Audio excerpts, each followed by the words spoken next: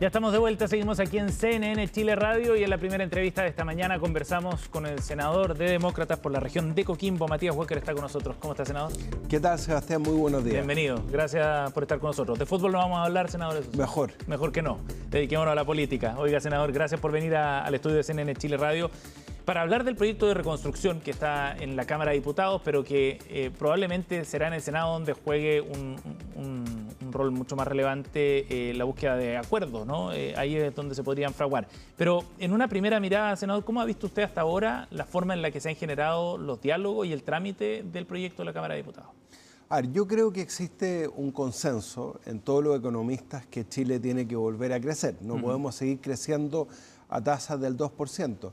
Y yo lo primero que quiero es valorar la autocrítica que ha habido de parte de integrantes, incluso del equipo económico que lideró la reforma del año 2014, como Alejandro Mico, el propio Mario Marcel, exministro de Hacienda del presidente Boric, reconoció que teníamos que bajar el impuesto corporativo de un 27 a un 24%, ya en el gobierno anterior. Y estos días ha reconocido que este sistema semi-integrado con dos tipos de sistemas tributarios distintos que se creó el año 2014 no ha producido los efectos ni en crecimiento ni tampoco en recaudación. Y a partir de esa base se tienen que generar las conversaciones. Ahora, ¿cuál es la recomendación que yo le hago al gobierno? Y también lo ha dicho el senador Luciano Cruzcoque, por ejemplo, presidente de Bópoli. Los acuerdos tienen que ser más amplios. Yo sé que es difícil construir acuerdos más amplios en la Cámara de Diputados, pero yo creo que es perfectamente posible, así como lo hicimos en materia de pensiones, llegar a un acuerdo más transversal en el Senado que incluya, por ejemplo, al socialismo democrático. ¿Y usted ve disposición del gobierno en particular para algo así? Es que tiene que tenerla, porque los acuerdos tributarios, Sebastián, para ser sostenibles en el tiempo, requieren de grandes acuerdos. La reforma del 2014 fue fruto de un gran acuerdo. Algunos se acuerdan de la cocina del Senado. Bueno, ahí se gestó un acuerdo bastante transversal.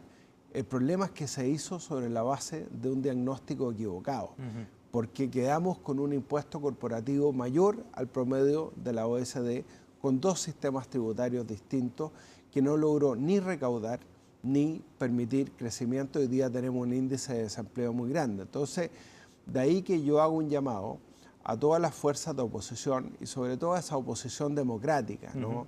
La democracia cristiana, el socialismo democrático, abrirse a la idea de legislar y que lleguemos a un acuerdo mucho más amplio en el Senado.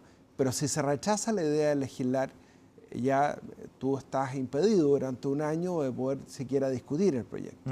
Ahora, senador, ya vamos a hablar de la oposición en particular, pero me gustaría conocer su visión de la disposición que el gobierno está teniendo al diálogo. Ustedes desde Demócratas han participado de estas conversaciones del trámite en ese sentido. ¿Qué disposición han visto ustedes realmente? Nosotros conversamos con el ministro Quirós, ministro de Hacienda, ministro del Interior, el ministro José García Rominot, y también con todo el segundo piso de la moneda la semana pasada.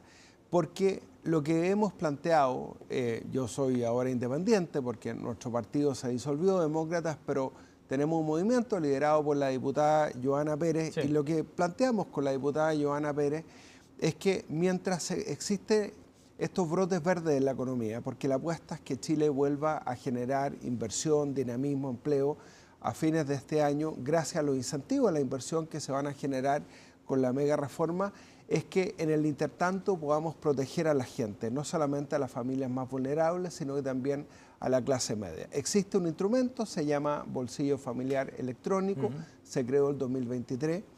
Ese instrumento se puede activar para llegar, por ejemplo, al 80% de la población. Hay 15 millones de chilenos que tienen cuenta RUT, y el concepto, lo que hemos planteado nosotros, vía transferencias directas en las cuentas RUT.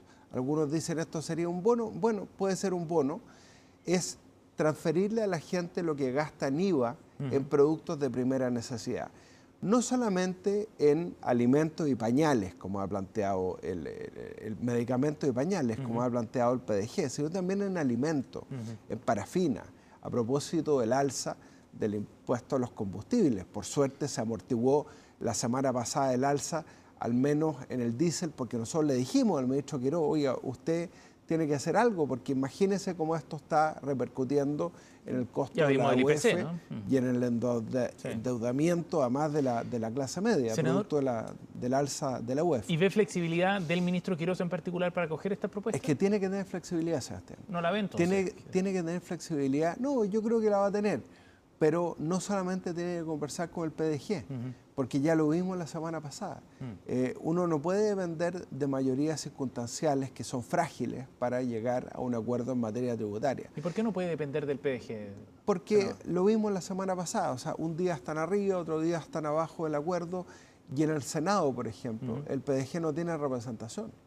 Entonces, si el gobierno quiere llegar a un acuerdo en el Senado y llegar al Senado con el proyecto, porque si se rechaza la idea de legislar, no va a tener segundo trámite del Senado, tiene que abrirse a dialogar con otros sectores, la democracia cristiana, el socialismo democrático, hay algunos senadores independientes que queremos hacer propuestas como esta del bolsillo familiar electrónico. Ahora, hemos hecho propuestas también para mayor recaudación.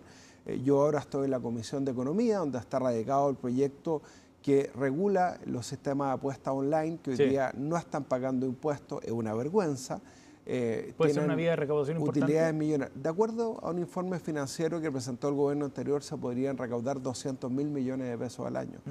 Hay que regular eso, porque además hoy día los menores de edad toman el teléfono, pueden apostar impunemente. No sabemos los beneficiarios finales. A propósito de la ley de sociedades anónimas deportivas que estamos próximos a promulgar, queremos replicar esa fórmula y saber, bueno, estas casas de apuestas con sede en Aragua, por ejemplo, que auspician a 15 clubes del fútbol chileno, ¿a quién pertenece? Senador, estamos con el senador Matías Walker aquí en CNN Chile Radio. Ahora, usted plantea ustedes han planteado esta medida de las transferencias directas a través del bolsillo electrónico, ¿cierto? Menciona ahora también esta vía de recaudación, más de 200 millones de dólares eventualmente de las casas de apuestas. Pero yendo al fondo del análisis del proyecto, ¿qué temas son los que les preocupan en particular de la iniciativa? Yo creo que en general el proyecto está bien pensado, porque había un consenso que había que bajar el impuesto corporativo que beneficia no a los súper ricos, sino que al 85% de las empresas son pymes. Los más ricos lo que pagan es el impuesto global complementario, ese impuesto no se toca, a diferencia de la reforma del 2014 que se rebajó del 40 al 35% el umbral más alto del global complementario. Yo creo que lo del crédito tributario es una medida interesante porque lo que hace es fomentar el empleo formal.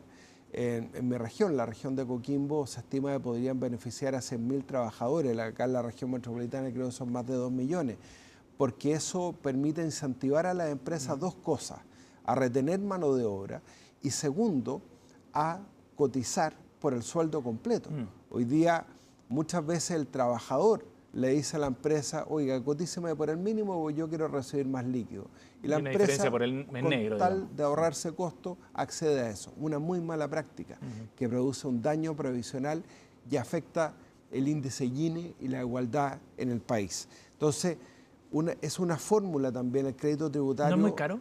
Por la contratación de trabajadores para que se fortalezca la seguridad social a propósito del acuerdo de pensiones. Es caro, algunos están planteando focalizarlo, por ejemplo, si, como dice el gobierno, esto beneficia a un 85% de empresas que son pymes, algunos dicen válidamente, bueno, concentrémonos en ese 85%. Claro. Y que no tengan el beneficio tributario en las empresas más grandes. Bueno, eso es parte de la discusión. Lo mismo respecto a las contribuciones de la primera vivienda. Yo tiendo a pensar que es más eficiente tributar sobre los flujos que sobre el patrimonio. Y eso estaba en el programa de gobierno.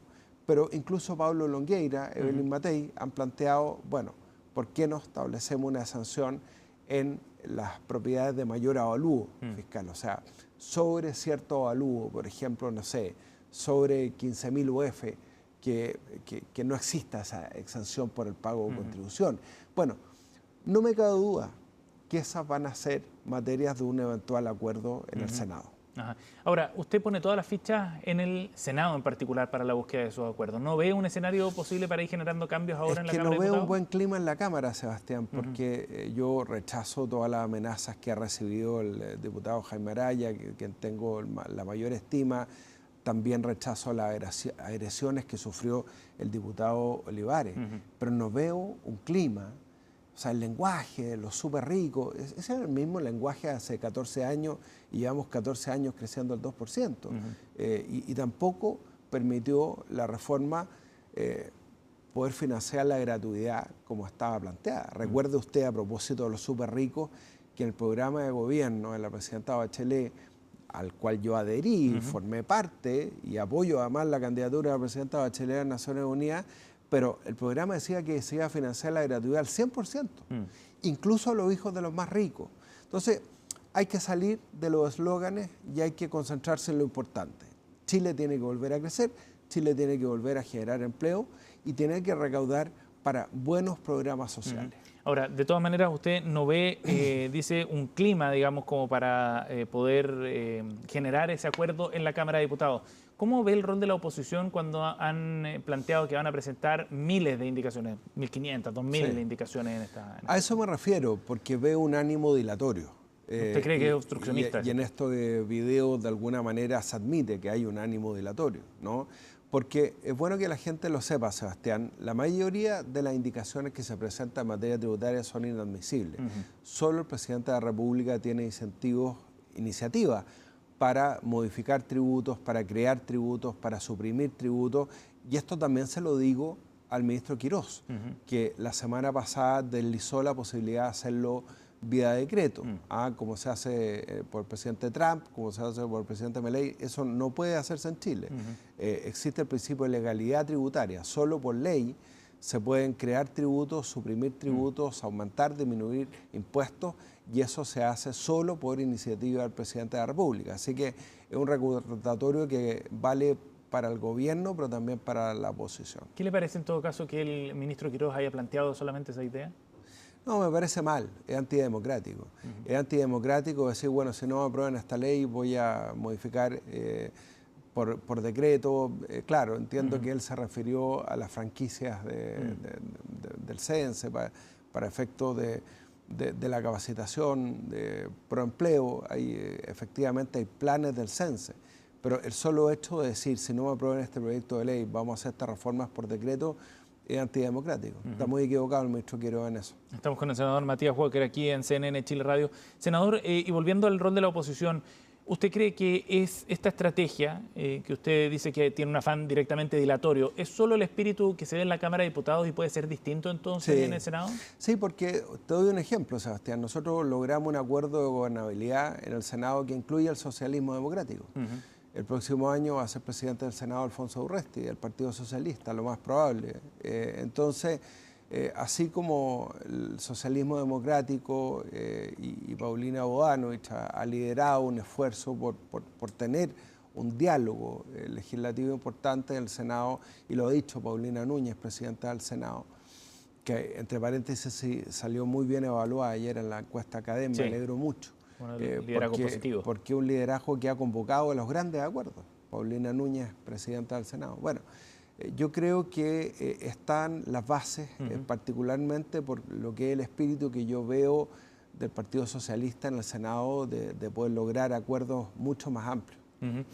Senador, y en ese sentido usted recordaba la experiencia de la reforma de pensiones como un camino a seguir. ¿Cree que se puede replicar algo parecido cuando ahora está gobernando el Partido Republicano en la práctica? Partido Republicano, que fue el único que no se sumó al acuerdo de pensiones. Por eso se lo pregunto. Por eso se lo pregunto.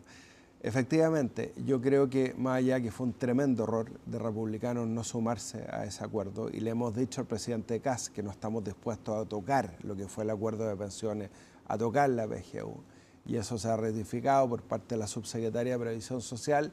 Nosotros creemos que efectivamente el espíritu que guió el acuerdo de pensiones tiene que replicarse en materia tributaria. Porque ¿qué es lo que hicimos?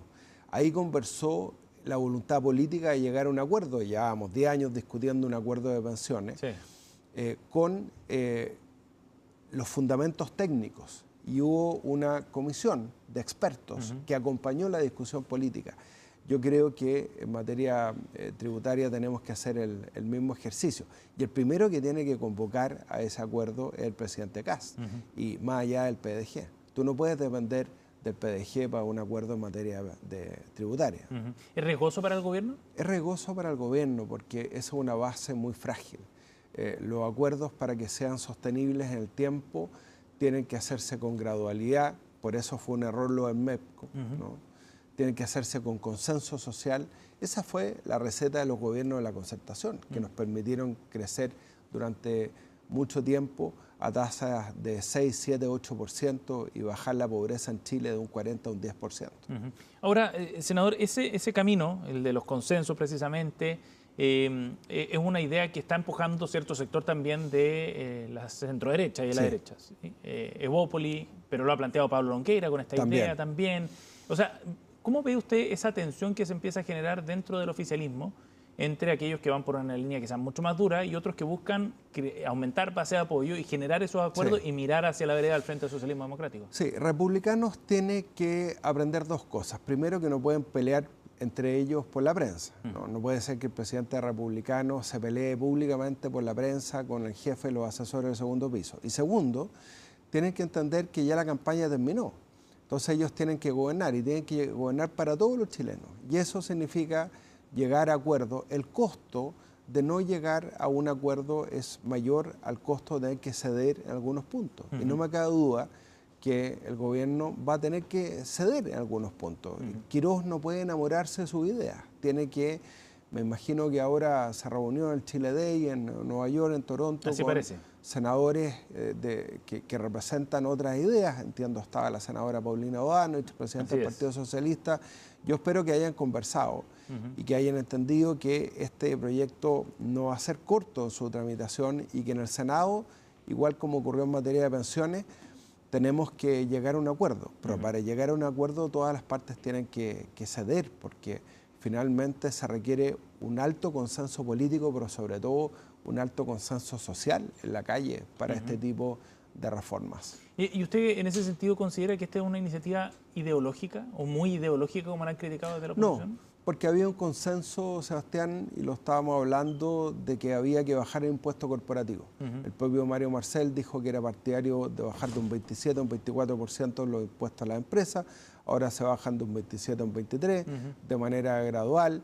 El propio Mario Marcel reconoció que la semi-integración había sido un error, además un sistema muy enredado desde el punto de vista tributario para efecto de recaudar los impuestos, y por lo tanto este proyecto parte de un consenso en el diagnóstico, ¿no? Que no podemos tener un impuesto corporativo por sobre el promedio incluso de los países más ricos, sino que tenemos que volver a generar incentivos para el riesgo empresarial, para la creación de empleo, mantener el régimen preferente PYME del 12,5%, eso ya lo comprometió el ministro Quirós después de la reunión que tuvimos, y sobre esa base lograr un acuerdo que sea lo más amplio posible y lo más sostenible en el tiempo.